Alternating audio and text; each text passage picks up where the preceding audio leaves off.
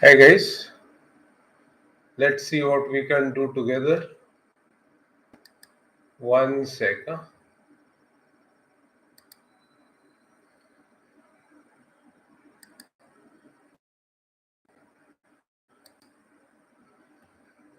Yeah.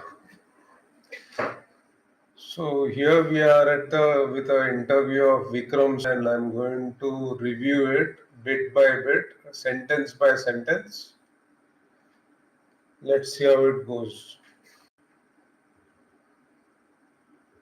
It's better to be known by your failures in my profession than to be known by your successes. Vikram Sood says it's better to be known by your failures than by your successes. Well, my failures are very simple. I failed in chartered accountancy, but my successes have never been discussed as a uh, uh, international spy. Basically, on 9 days before Osama bin Laden was killed, I tweeted to Fatima Bhutto from Eagle Spotter GC, that's a Twitter ID, and I mentioned clearly in that tweet that Osama bin Laden is going to be killed and dumped at sea without jeopardizing the entire initiative by US military. And this was even before Obama knew about it, and nobody talks about it. It's still there on Eagle Spotter GC. That's that tweet. I pinned that tweet, but nobody talks about it. So let's see what Vikram Sood has to say. Intelligence agency's nightmare is that there is a mole. How many of us know that in Kargil, the BSF was manning the heights and not the army? Mr. Morarji Desai, he told Ziaul Haq, we know about Kahuta. Handed over that tape, Musharraf talking to General Aziz Khan. The Pakistan army finds Kashmir as a useful tool to retain supremacy in Pakistan. 2006, Bombay bomb blasts. We did nothing. 2008, that horror of Mumbai, we did nothing. We've never. Yeah, it's very serendipitous because 2008, 1 month before, exactly 1 month before the Mumbai attacks happened in 26/11, Mumbai attacks happened. I happened to have lunch with Deepak Kapoor, the manager of Taj Hotel, who was killed in the fight against the terrorists. So my deepest condolences for Deepak Kapoor, and I spent an hour with him on Taj rooftop having lunch, and it was a get together with one couple of my friends. I also happened to have had uh, a breakfast with a breakfast interview with a. I was interviewing this guy. I didn't know he was a terrorist from a sleeper cell of the German bakery blast in Pune. Uh, Basically, this Afghani guy, he was studying in Pune College. Pune College is a Muslim college in Pune, and he said some blast is being planned by one of our associates. And I was interviewing him, and I interviewed him, and 1 week after that, the German bakery blast happened. So basically, that's the truth of it. I was there 1 month before and 1 week after, 1 week before. 1 month before 26/11 and on Taj rooftop, and 1 week before German bakery blast. Yeah. Never ever retaliated in the manner that we should have. The message must reach those who take decisions there. Like Balakot would have hurt them because it's the message that is important. Uri was another message that was important. Well, today Dawood is supposedly poisoned, and yeah. So one of my very initiatives into the spy networks, where I got to meet many army officials, is when I opened a group called Chota Rajan Work Group on Facebook. It was a fake page. It had nothing to do with Chota Rajan, but I got in touch with Ricky Bhatta, who is a commando trainer with Singalila National Guards when I was with through that page, and we have been friends all along. Now we both of us together celebrate Dawood's death.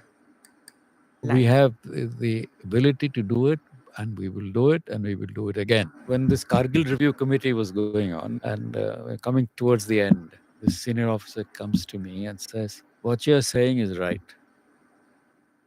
but you'll have to take the rap." They're hilarious movies, and you only see them as a comedy. It's okay. If it is an operation that you go and suborn that girl, it's different. But if he does it on his own, he'll be shot if he does that.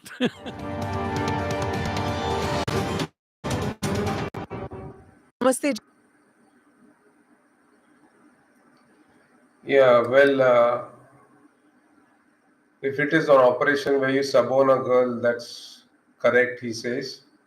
Well, my advice to all youngsters uh, is if you are going on to becoming a spy, yield to the temptation in a controlled environment, and it's like a safe blast, yield to your temptations in a controlled environment where you do not harm others.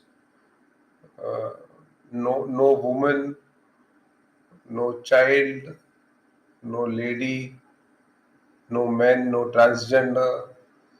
Yeah, so basically yield to your temptations in a controlled environment.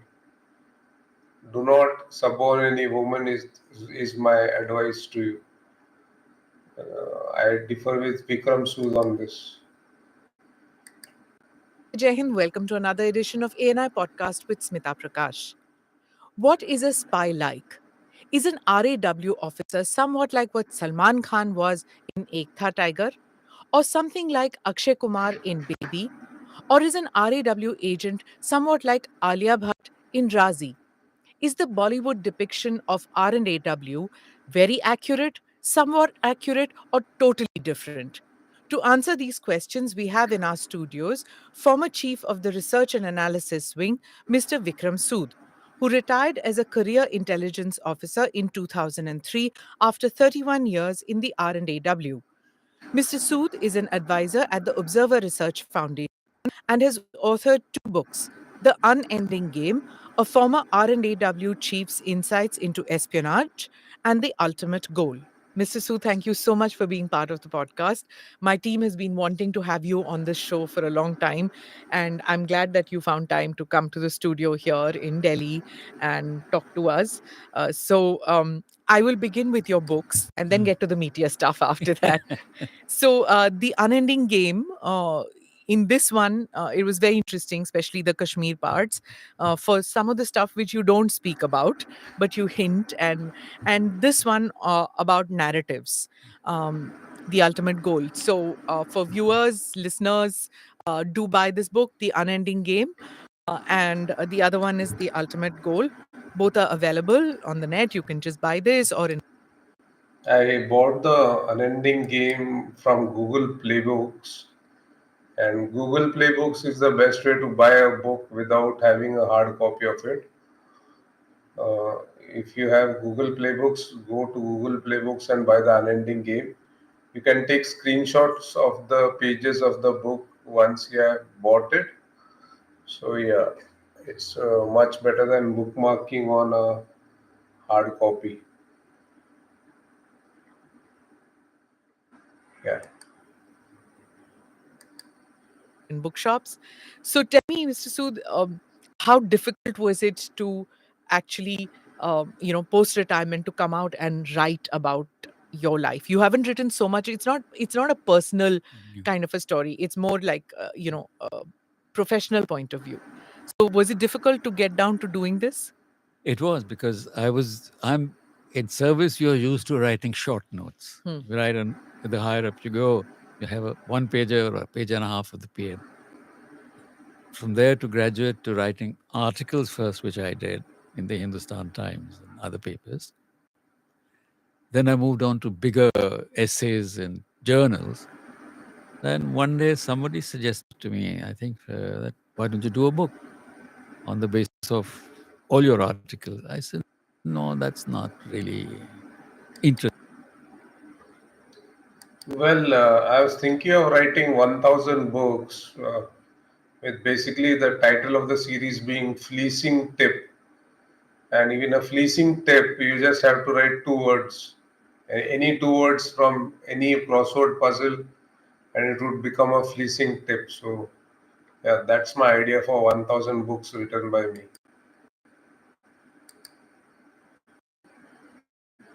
Interesting because those are time bound things, Their relevance is over 3 months or 4 months after I've written. So there has to be something more. Then she said, why don't you write a book on intelligence? I said, I can't write a book on RAW. I won't be able to do it. It's not my belief that I should write. But I actually gave the idea of the narrative story first. I said, let's do that. Then she said, no, I don't think we should do a book which is based on your forte, on your expertise, on your knowledge. So then I thought of the unending game where I would talk of intelligence as a concept, as a profession, and a good profession, but not talk about RAW really. Yeah, intelligence becomes a good profession only when you have all your escape routes covered. If you don't have escape routes covered, then intelligence is a very bad profession.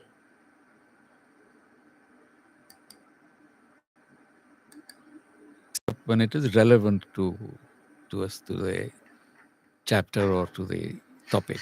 I've attended book events. I've even co-hosted one of the Yeah. events for the Unending Game, and I attended one of your book events on the Ultimate Goal. I've also heard you speaking in Washington D.C. at the Heritage Foundation, and I've always found that you rarely speak about your years in the RAW. You speak about intelligence as a concept, like Hmm. you mentioned in your book too. So. Is that your training not to talk about your years in the RAW? It is. It is. Hmm. And I think it's also my personal inclination not to, you're told not to reveal secrets. Hmm. You're told not to brag because it's better to be known by your failures in my profession than to be known by your successes.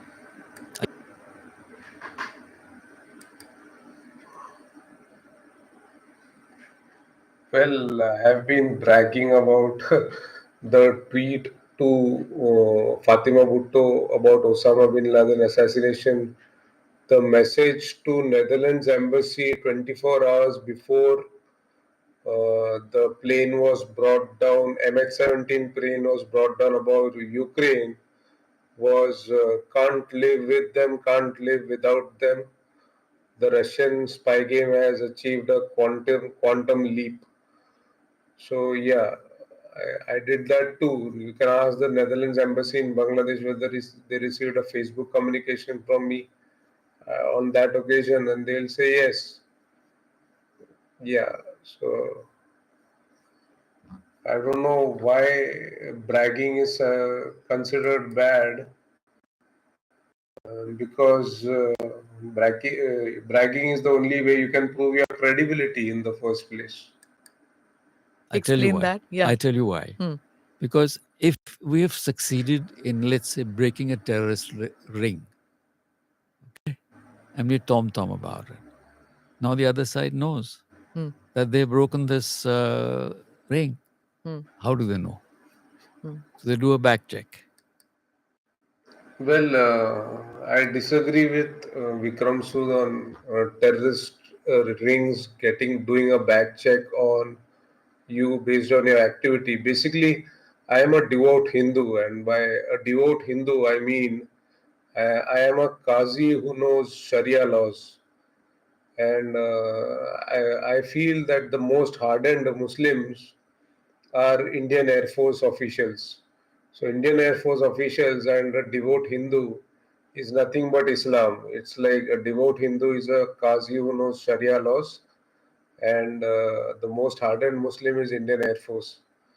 So you are as good as flying a Sukhoi or a Rafale if you are a hardened Muslim, and that is what a real Hindu is, protecting your country against evil forces.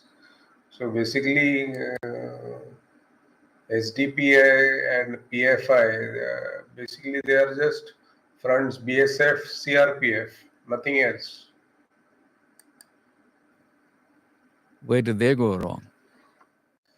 And then the chances are they will discover that that was their weakness. We don't want them to know that this is how we got it. So if you make a mistake, people talk about it, it's all right. We take it on the jaw and move on. So I've seen that, when there is an accusation made about RAW, when there is something talk about intelligence failure or anything like that, there's no spokesperson of the RAW. Nobody comes out and says, hey, we didn't do wrong. No. Yes, we went wrong here. This is misinformation about us. Nothing like that. It just remains this shadowy thing nobody knows about. Why? It's been our custom or our system that don't engage. Because if you engage, then you're going to be having to answer more questions. The more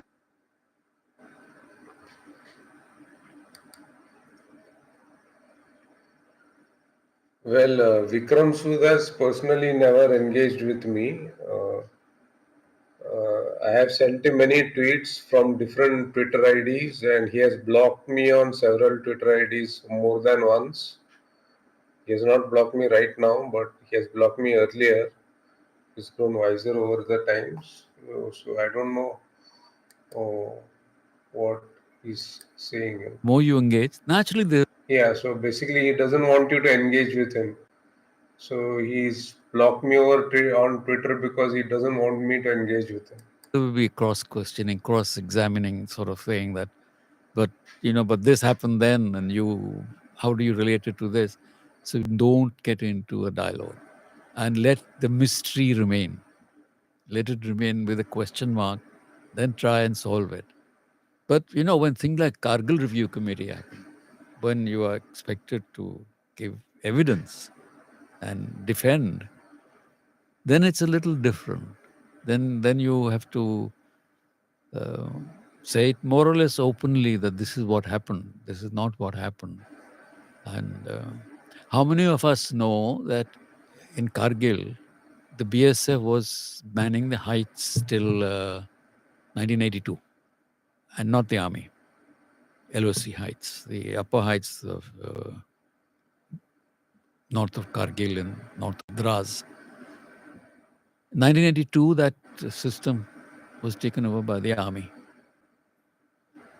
But they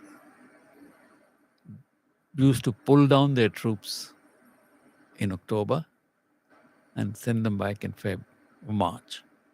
The BSF stayed there even when the temperature was 65 minus Celsius. Those days when the equipment wasn't what it is now. So it was very strenuous. Now, you have a Pakistan which is fretting after 1970. Well, I'm sorry to disagree with Vikram Sood about lack of equipment in 1982. We have had the equipment for the last 4,000 years. How do you think Hinduism evolved around 4,000 years? For the last 4,000 years, it is through audio engineering.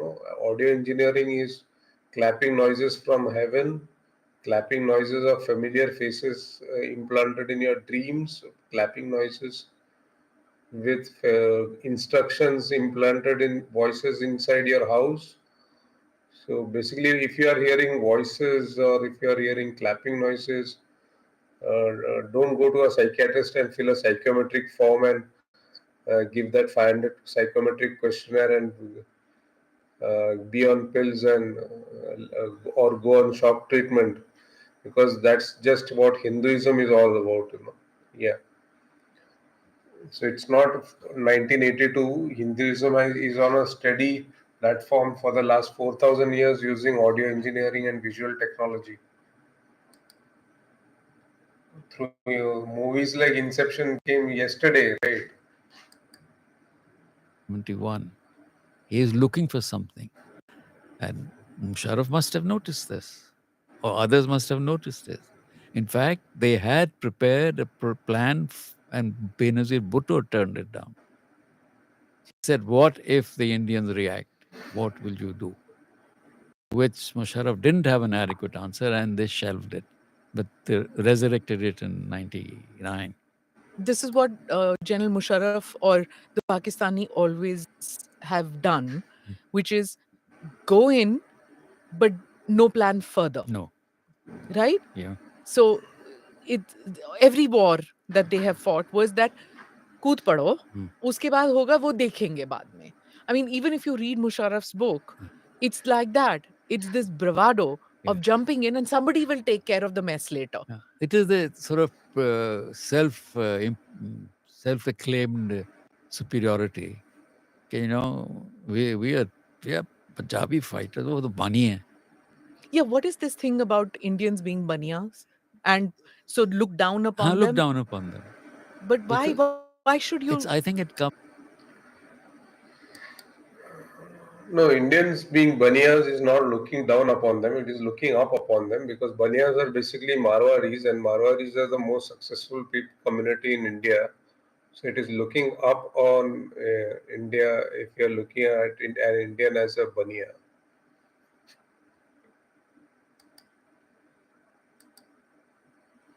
Comes out from the pre-partition days, Hmm.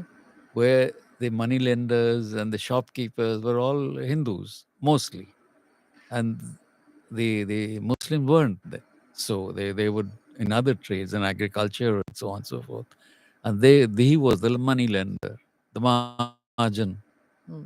and so on and so forth. So that kind of thing is that he's not as good as I am, but he's just lucky.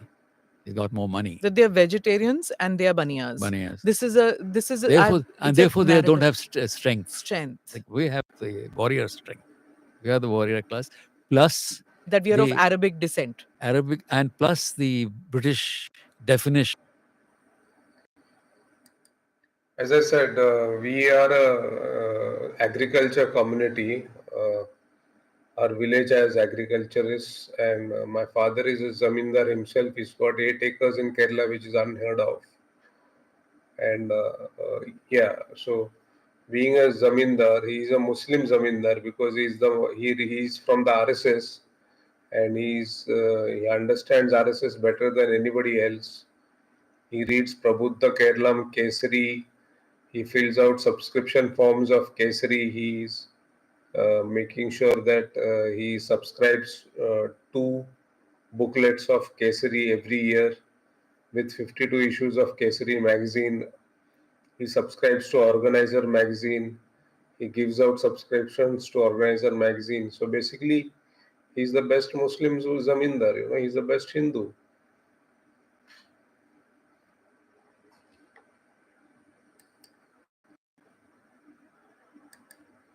The Muslim soldier as the warrior class, Hmm. the military mind. So let's come back to Kargil, which you were talking about, that the BSF didn't deduct and the army was doing that. And that is the loophole that they saw. Now, everybody knows about, or some people at least know about how when Kargil happened, we were caught off guard when, and it was the. So tell us now, why should I say anything? You tell us what No, happened. I Was tell there you. intelligence failure? I tell you, in October 1998, the RAW sent a report that there is troop movement in that place of a kind that we think they are planning something big. We even use the word war, a quick war. because In October 1998, I was taking a diploma in French from Indo-French Cultural Society, Ferguson College, Pune, and I had studied French for 6 years. And after 6 years of studying French, finally took a diploma in French in 1998, and that's the period that uh, Vikram Sood is talking about here. they had moved troops from peace locations, from Mangla, from Gujranwala, and I think Lahore, up to POK. So we assessed that something is going to happen. Now you don't know at that stage what is going to happen. This is a sort of half-yearly assessment that this is what has been happening the past few months, and now we are ready. We surmise from this that they are planning something. This report was not accepted. What do you mean not They accepted? said no, it can't be.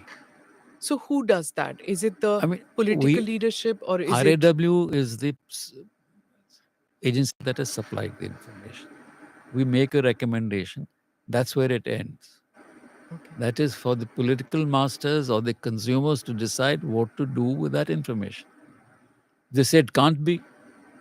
What else can I say? 6 months later, we gave another review in I think April 99, saying that their intentions are aggressive. Okay. During the same period, this last like 8, 9 months, the Northern Command had reported a 9-fold increase in the vehicular movement in that area. Pakistan vehicular movement. Ah. Hmm. That again is a indicator. It's a battle indicator. तुम क्यों इतना, why are So you obviously moving? ordnance was being moved and Ordnance was everything. being Man and moved. Troops were machine. being moved. Yeah. Something was being moved. Then Yeah. So basically, Indian Army has a strength of 10 lakh soldiers, and there are 10 lakh young Muslims in Kerala and 10 lakh young Hindus in Kerala. So that's the Muslim population I'm talking about. In Kerala, you have the Hindu community of Hindu youth of 10 lakh, which is equal to the strength of Indian Army. So why should the Hindu community be lagging behind uh, any politically? Because since 1958, the education minister of Kerala has been from the Muslim League. And if you take history for graduation, all you learn is Mughal history. So, yeah, so it's time that radical change is brought about in Kerala politics also.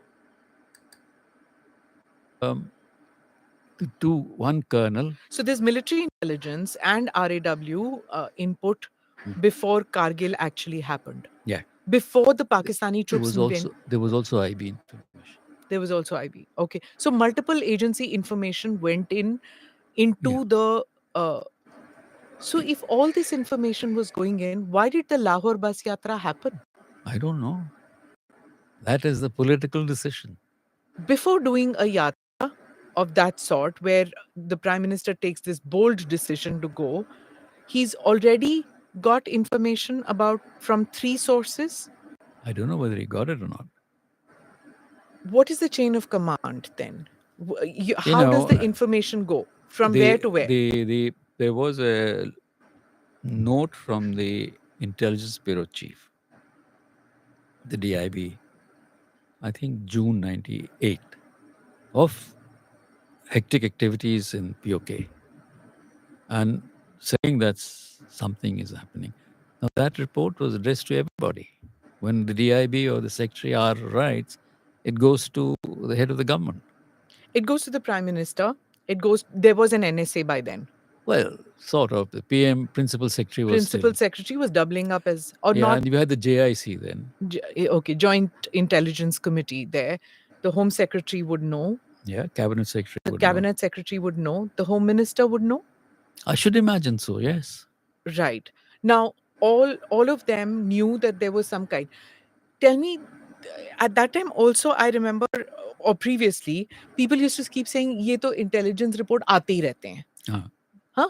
It happened even when the Bombay blast Every time they happened. say this. That you know, they tend to say कि ये ऐसे input तो आते रहते हैं. हर महीने ये लोग intelligence वाले भेजते हैं कि हाँ पाकिस्तान ये करने वाला है. So there's that attitude of a lackadaisical attitude, maybe misplaced, Yep. but it was there that too much of this kind of information coming. That happens. I mean, they So can also crying say the wolf. boy who cried wolf. Hmm. ये तो आता ही है. Hmm. And there may be instances of people sending out half-baked reports, maybe. But you were very specific. You think all these three, the IB, MI, and I have sent credible reports from 20 Twitter accounts which have been banned. The only Twitter account that stood the test of time is Eagle Spotter, GC, and Indexing Integer. So basically, Jack Dorsey messed up my Twitter business long time back. And yeah, the tweet on Osama bin Laden is on Eagle Spotter GC. And I have reached 50,000 tweets on Indexing Integer. And that's also a big move. REW You see, was specific. when you do an assessment, Hmm. a 6-monthly assessment, which a person of at least a brigadier's rank or a director's rank is sending to the government, to the Joint Intelligence Committee, he's not going to do it, just for the fun of it. Okay. It would be a considered assessment. Hmm. Now, it is an assessment for you to accept or reject. It is never done or never should be done that an intelligence agency acts on its own information. So Kargil, in a way, we had the enemy within our land, right? And then they were thrown out for various reasons. What happened post? We had the enemy within our land. So that is a very pertinent point to note, because I found it very funny when Bipin Rawat died. Bipin Rawat, his name was a code, by pin raw 80. And I was slapped around by two army captains in 11th standard and pinned by an army major uh, uh, in Ahmednagar city. Uh, they were drinking gold spot and we were drinking gold spot, and we came out and we were on the bike and they started honking, and then they made us stop the bike, and the army major pinned me down and two captains slapped me around. So the enemy is within the land, So basically, whoever killed Bipin Rawat has something to do with this event that happened in 11th standard with me. Yeah. Kargil, whether it was the Americans who put pressure on Nawaz Sharif, whether our own soldiers had a success on the ground by throwing them back, but they pushed back. Let's go before that. Let's go to Operation Meghdoot, which was Siachen. Yeah, okay. Right? I had on the podcast General Kulkarni here, and he talked about how Indian troops went and occupied the Siachen Glacier. At that time,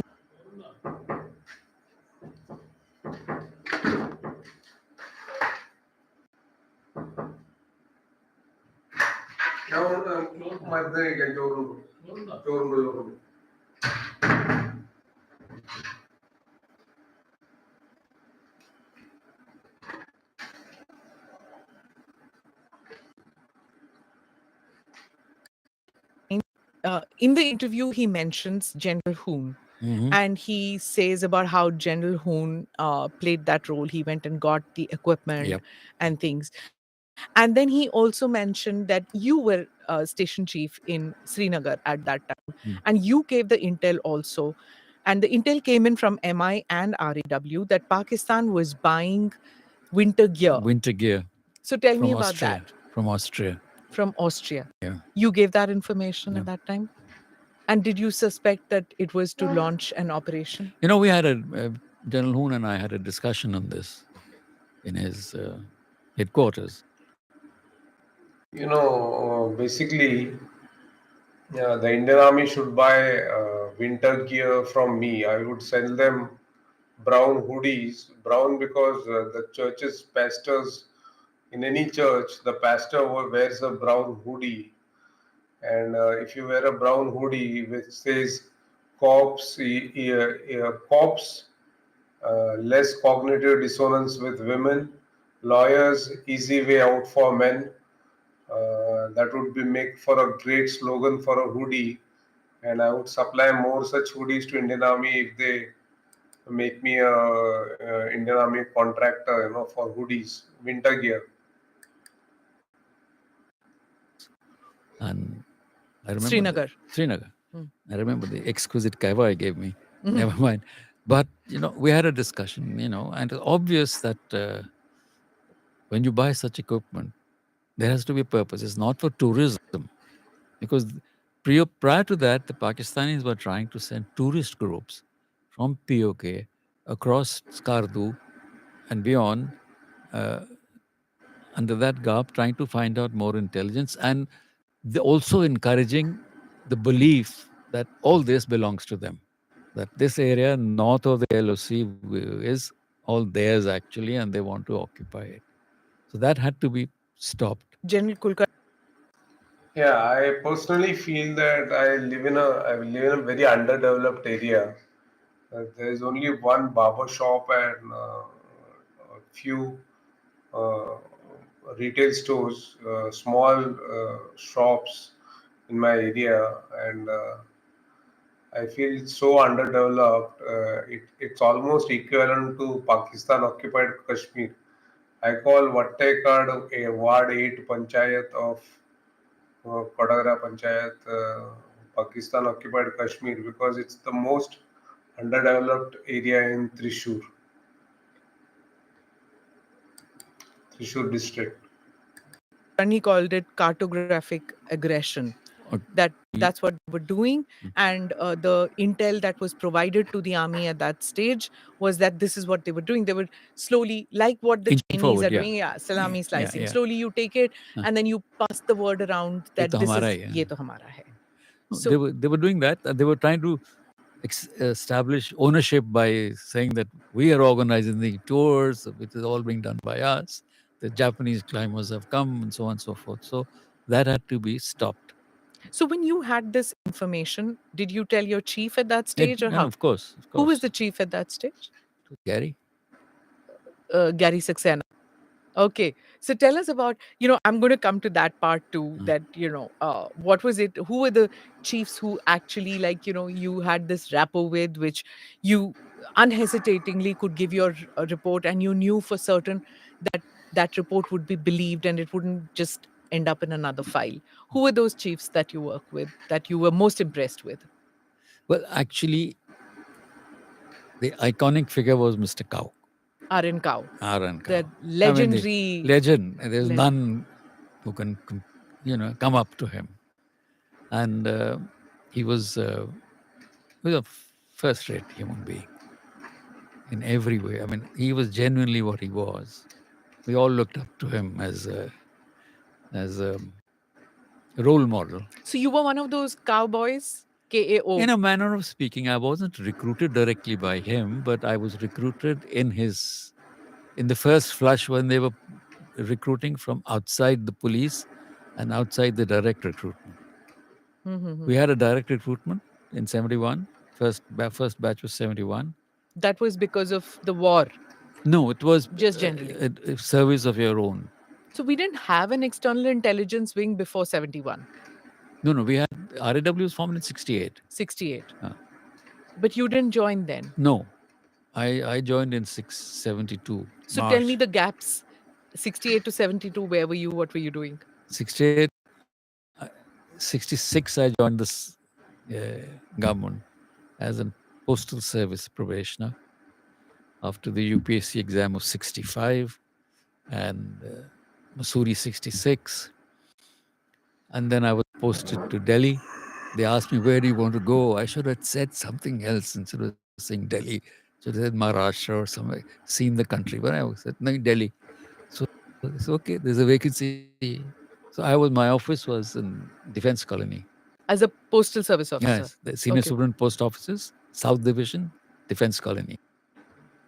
Yeah, the most important dates in my mind is 1857 Mangal Pandey, when Mangal Pandey revolted against the British for having bullets filled with pig's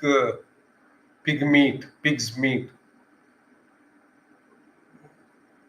and Mangal Pandey revolted against the British, and the British hung him in front of around 6,000 soldiers. Yeah. So uh, it's very poignant that 1857 is marked as the beginning of the Indian national movement. After which, 1947 is not important as much as 1962. The whole Hindi Chini bye bye bullshit, that killed India. 35,000 square kilometers of land being uh, shoved down China's throat by Jawaharlal Nehru. After which, I feel one big blunder was 1972 war, 1971 war, in which basically what happened was Pakistan surrendered their troops, and we should have kept the land and let go of the troops. We kept the troops and let go of the land, and then we had to free feed 1 lakh troops for the next whole year. So yeah, that's bullcrap, bullshit. Who's bullshitting who? Yeah, you should have kept the land and let go of the troops. Yeah.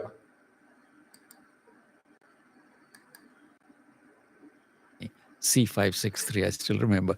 Okay. So I was there, and then we started hearing this whispers of a new organization coming up, ultra secret, and so on. So, the Curiosity. bureaucracy sort of gets inquisitive. Kya ho raha hai? What is this? So, no, it's going to be, really high flying, this, that, and the other. और क्या So, खाक नाम RAW raw और ऐसे पाकिस्तानी से रा. so we all got inquisitive. Then we heard that, it's not just police. They are taking from outside.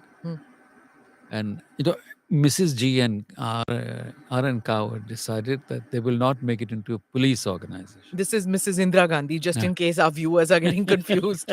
Okay. Indira Gandhi's and R and Cow decided that the new organization must have multi-source your talent. And Mr. Cow at that stage what was his? He was the head of RAW. 68, he became head of RAW. Okay. And so 71, we started this. 71, the war happened. And after that, it picked up steam again. So who recruited you, or can you speak that, or you can't?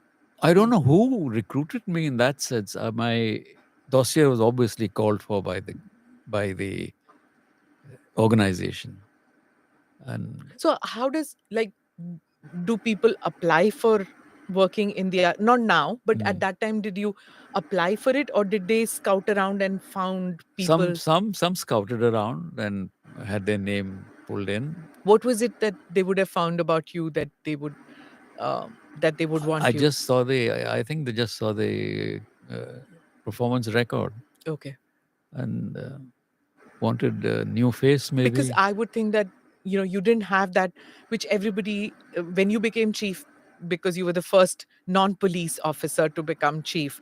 So did that work against you at that stage, that you came from the postal service? Why would a postal service, or was postal service just a euphemism for what you were actually doing? No, it was my first genuine job, Hmm. postal service, and I had no inclination of this would happen. And when I joined, I didn't know that I would end up the way I did, and I just found the work very exciting and Tell different. me about your first meeting with Mr. Cow. I worked a lot with Mr. B. Raman. Okay. I succeeded him thrice in my career Hmm. at headquarters. When the first desk assignment, then as the junior staff officer to the chief, and then as the ops head of the organization. So I worked every time it was him.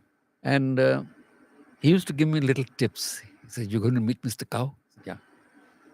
And he said, "Now remember one thing. Don't put your hand on the glass." Oh, on the He said, table, "Huh, on the glass. table."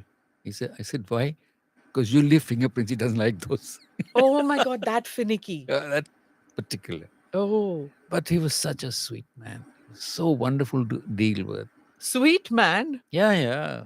He was a Very, shark, right? I mean, for the enemy, of course. enemy, of course, but for his own people, he was very, very protective Okay. and I remember.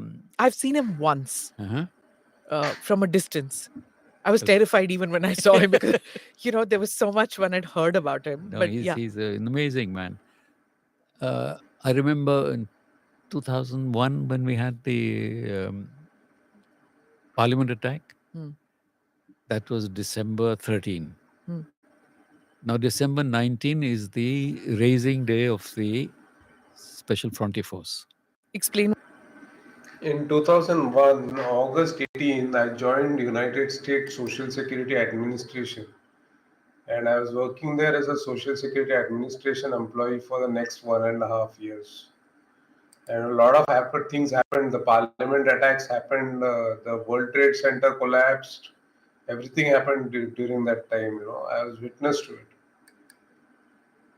What is raising day to The our SFF, the birthday of the organization. Okay. So they have an evening dinner.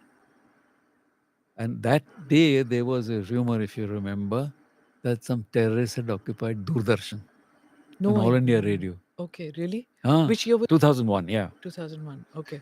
So I got delayed sorting this out and they found it's only a rumor, nothing happened. So I went off to the function. And as I walked in, Mr. Carr was standing there. Mr. Carr was standing there and he said, "Oh, I'm so glad you've come. Now I can go." I said, "Sir, I'm sorry I'm late, but this is what happened." "Yes, that's fine. But I thought I'll wait for you before I leave." I said, "Sir, it's your old organization. You could leave any time." He says, "No, young man, you are the head. I can't leave till you come." Oh, okay. So, Protocol. This is protocol. when you were chief. When I was chief. Okay. So you are the head. I can't leave without your permission. That sounds like very Fauji thing to do. Well, it's you wanted to happens. encourage some kinds of disciplines in the system also. You can't have all too palsy and But he was, I believe, like you, very deadpan expression. You couldn't really tell when he was angry, when he was happy. well, at least not there are not many instances of Mr. Cow having lost his temper. And he may have fixed the other chap differently, but he didn't lose his temper. And he had a vision. He knew what he wanted for the organization. And Very private person, right? He didn't write. There were no interviews of his. There are hardly any no photographs. photographs. Yeah, there's just I've seen photographs in some people's homes, like the award that you people get. Yeah. There's one on your study table. That's one of mine with him. Yeah. That's at the same function. Oh, okay.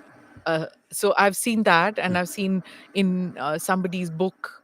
There's a picture. I think Nitin Gokhale's book. There is a picture, but very Very private. private person. But he had a good rapport with the prime minister, right? Excellent rapport. She trusted him completely. And that's the way to do it. Okay. If RAW is an organization which is only concerned with activities abroad, essentially. Now terrorism has made some difference, but essentially it was all abroad.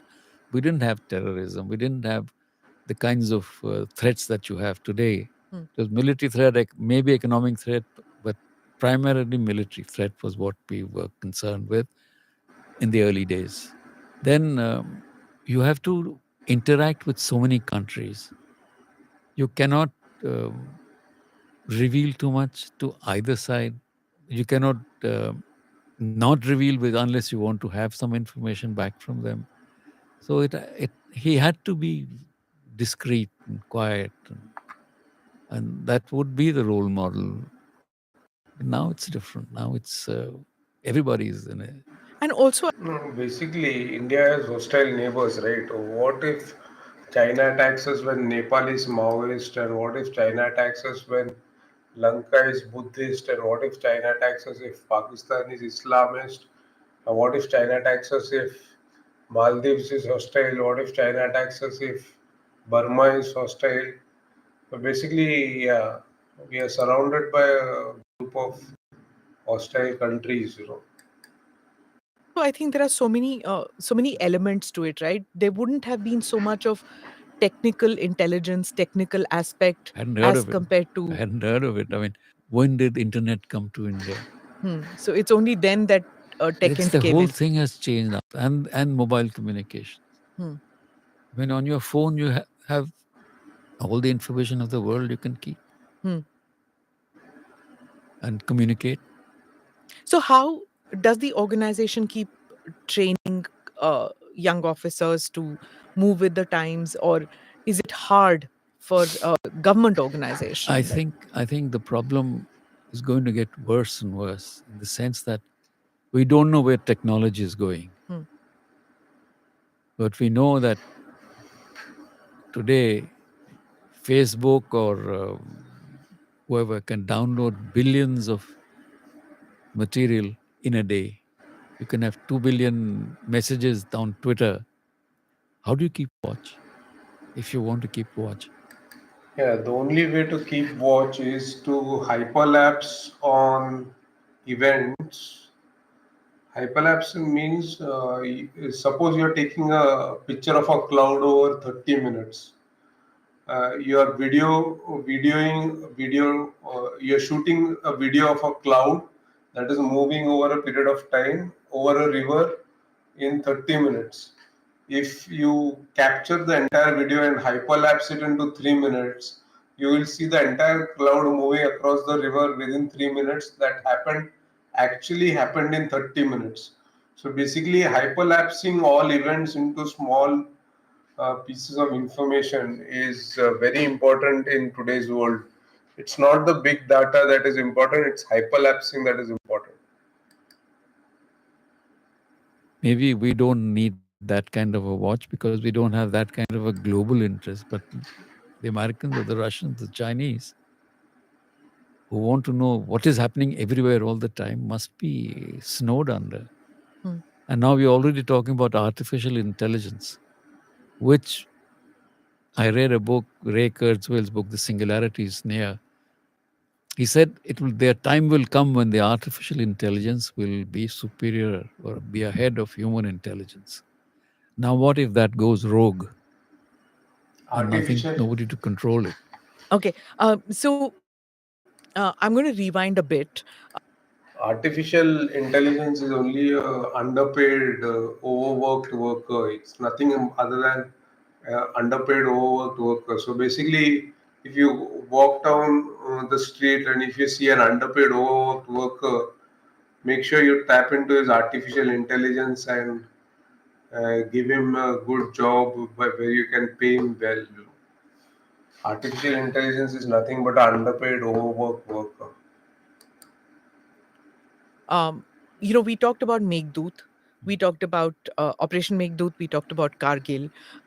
Tell us about 1972 onwards, the hunt for Pakistan's nukes. You speak about it in your book. Tell us about that. You know, in March 72, Bhutto held a Shamayana kind of conference in Multan. This is Zulfikar Ali Bhutto. Zulfikar Bhutto. He held that and there said, I want the bomb. Who can deliver it to me? I mean, I'm With that flamboyant thing. flamboyance, you know how Bhutto was. So I believe somebody stood up as, I can do it in 5. He said, not good enough. Somebody said 3. So that's the story. Says, okay, you're the guy. Come. Now, he does this. Then he comes to India in July 72, Shimla. Hmm. And we give him everything. What we won in the war. What we won on the battlefield, we gave it at the conference table. without a quid pro quo. And since then, I'm digressing a bit, we've had, this is when Pakistan's terrorism, it gave birth to that. You can't beat them on the battlefield, we'll beat them differently. By 1,000 cuts. By 1,000 cuts. That's when it started.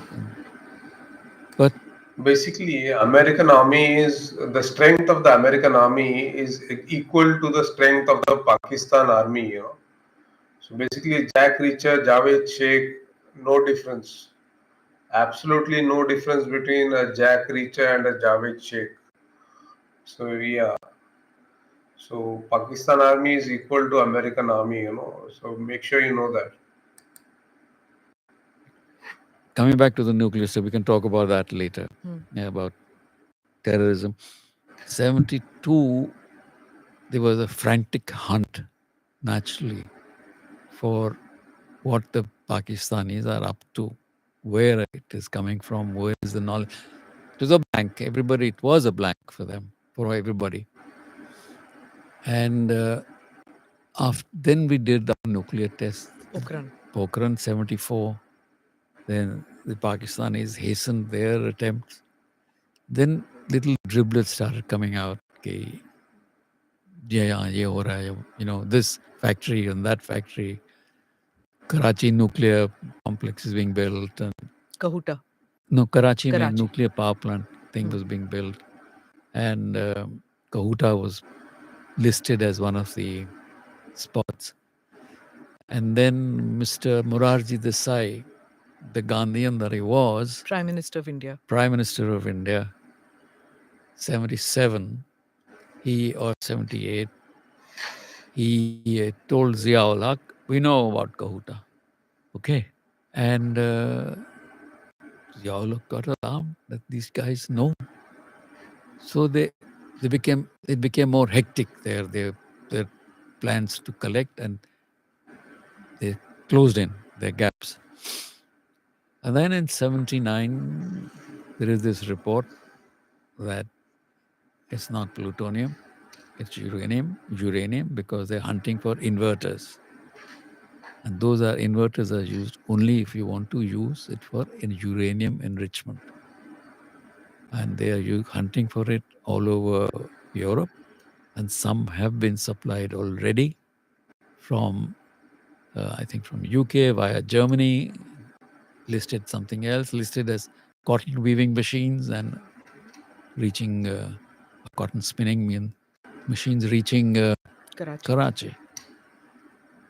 And from then on, it was a hunt everywhere. We found things happening in Amsterdam. We found stuff coming from, by then, Mr. Abdul Qadir.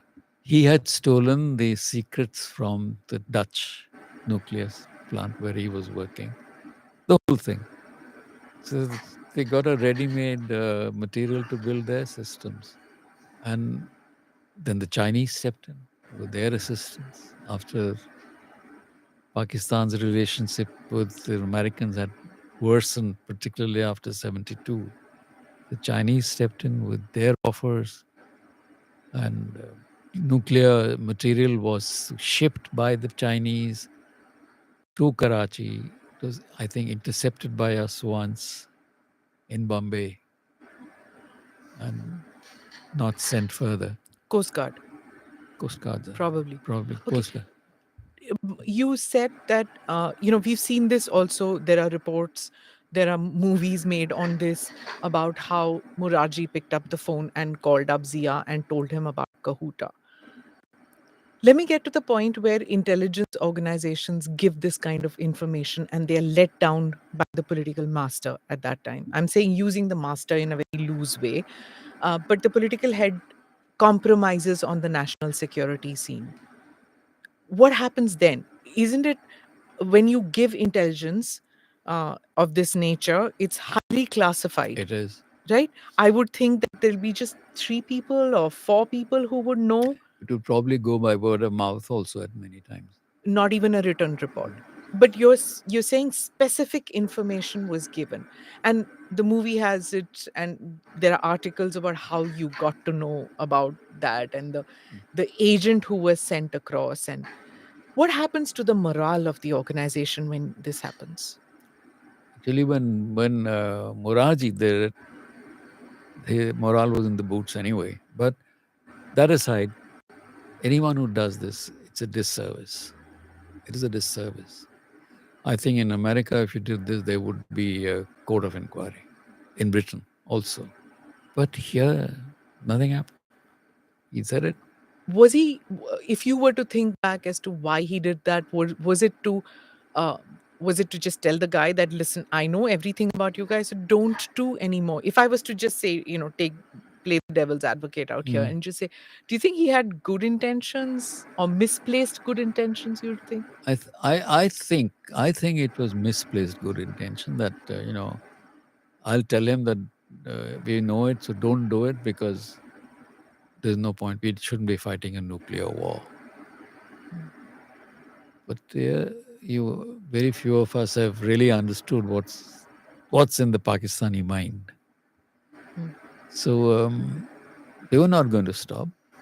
They were not going to. After 74, they were definitely not going. Never going to stop. They would have the bomb, and it was a matter of time that they did. So when you get compromised by giving that information, do you stop then saying that? Do you stop hunting for Pakistan's nuclear program after that? No, No, no, no, no. you continued. You continue because we don't know whether it's going to let down, it's going to step down or step up after the disclosure.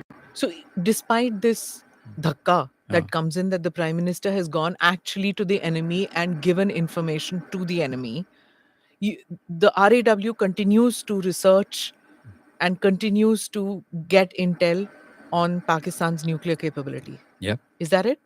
You still have to go on doing it because there's no stopping it. Another thing happened. Mr. Kao had been asked to leave after Morarji took over, and that was a very sad thing. And then he went after RAW with a shotgun, as it were. The prime minister. Prime Minister Morarji Desai hacked, cut, stopped operations, etc., etc. Despite that, Mr. Kao got information that India was under pressure to sign the NPT, and Morarji, being Morarji, might do it. The non-proliferation treaty. Non-proliferation treaty. So he spoke to Mr. Santuk, who was the chief. The RAW chief. RAW. Naushir Santuk, who had succeeded Mr. Kao, not immediately, but he was the third one. And his recommendation was that we have to get in touch with Mr. Homi Setna in Bombay, the BARC, Baba Atomic Research Center. He should bring pressure on Morarji not to sign. Why would Mr. Moraji Desai listen to Setna and not to the RAW chief? Because RAW was in the pits those days. Ah, okay. So you have to use another channel which Mr. Setna was. Mr. Setna was, and Mr. Desai had some regard for Mr. Setna. So off went an officer from Delhi. Was that you? No, Oh, it wasn't me. He was sent to meet Mr. Setna, explain to him. I mean, he then flew off to Delhi, met Mr. Desai, and convinced him, don't do it. So the pressure was being put by the Americans? Surely. Okay, to sign the NPT. Did they already have Pakistan's okay to sign the NPT? I think so. They did. Okay. You talked about Mr. Morarji Desai going after RAW with a chainsaw. What happened to you? Did you lose your job then? No.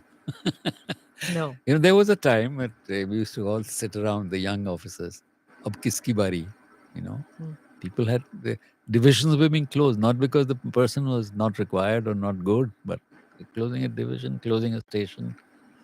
So You were at a station? No, I was at headquarters. at headquarters. Yeah, I was at headquarters. I came back from my art station and hanging around. And in all this thing, I had no desk assigned to me because we were all. So I actually went to one of my senior officers. I said, "Give me a job to do. I'm just hanging around, coming to office every day. My wife is wondering what's going on. Someday you come early, someday you don't go." What did they do? Send you to the library or something? I Yeah, believe that's what happened, right? Most people were sent to the library.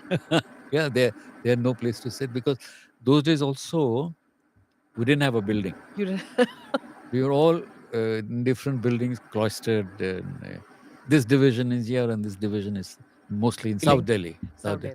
Delhi. Yeah. Okay, because the RAW did not have one building where everybody worked. And of course, nobody could tell, right, that they work for an Intel Yes. organization. Was that with you too? Like you had this nondescript office that you went to? Yes. My first desk assignment was a nondescript office in Safdarjung development area Okay. And on the nobody road knew. that connects past the lawn tennis thing. DLTA, Uh-huh. Delhi Lawn Tennis Association. Yeah. There wasn't DLTA then. There was just a There was court just and there was the deer park. hmm. Uh, Yeah, uske सामने था. and it was a very badly lit area. Mm. So that's where your building was, and you used to work out of that. Uh-huh. Nobody knew. So I'm going to come into this, like how does the family? I know there's a lot that I have to ask you about, intelligence operations, failures, all the successes. But the real meat I want to know is what does it take to be a spy? What how do you tell your family that I'm a spy? Do you tell your children I'm daddy's a spy? How does that work? No, it doesn't work. Actually, my kids didn't know for quite a while that what was the nature of my job, and they assumed I am from the. Well, I have three nephews. I consider them as my kids. And every time they step into the room, I just clear the cookies and give them the computer. Yeah. So they don't know what I'm doing, but eventually they'll know and they'll take over from what I've done. The three nephews are Ishan, Madhav, and Rishikesh.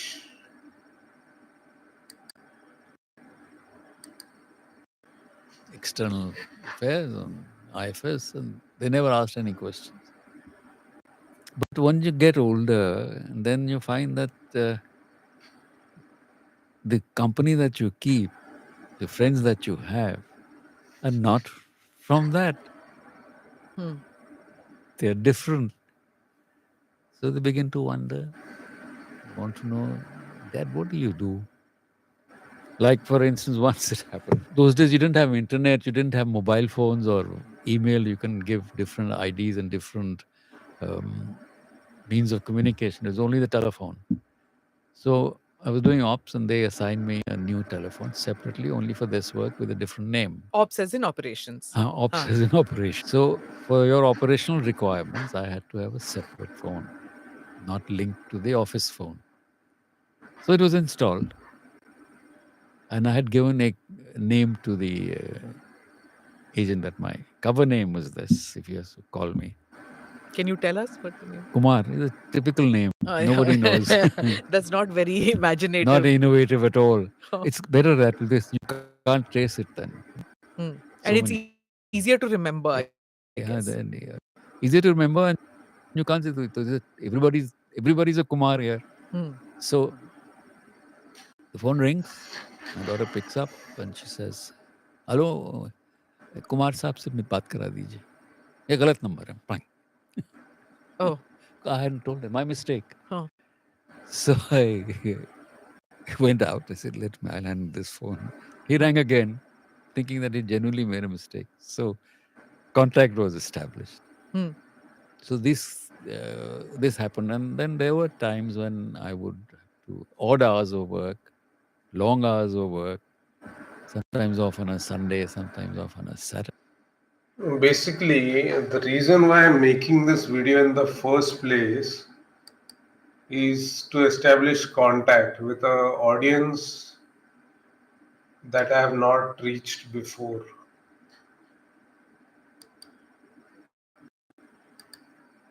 Saturday, then out of station. Then one day, my wife actually asked me, "You go like this. Supposing I need any help, what do I do? You don't tell me where you're going. You don't tell me when you're coming back. I have a rough idea." So I said, "I give you this phone number. You go talk to this person. He will get in touch with me when you want anything sorted out." These are the kinds of pressures we have to work with. Hmm. And long hours, just with two kids to look after, is tough. And you cannot tell them where you're going, what you're doing, right? That's another thing, is that they just know you've gone. And Yeah. Age, you can't say which. The reason I'm asking is, because I recently met a woman pilot. She's a wing commander, and her brother works in some kind of an military setup, which is intel based and or special forces. I don't know what he works for. She couldn't Mhm. tell me, and I couldn't ask beyond a point. And she said, you know, uh, he's gone for more than a year, Mm. and she says we don't know Mm. whether, we just know he's alive. Mhm. That's all. We don't know anything beyond that. So the mother just sits there, that since she's not received bad news, that's It good must be. news. Mm. So does that work even for a spy, that when you are out on an assignment, Mm. your family, if it's not got news for some time, they presume that everything is okay? Is that how it works? There are two kinds of assignments. If you go on a long term,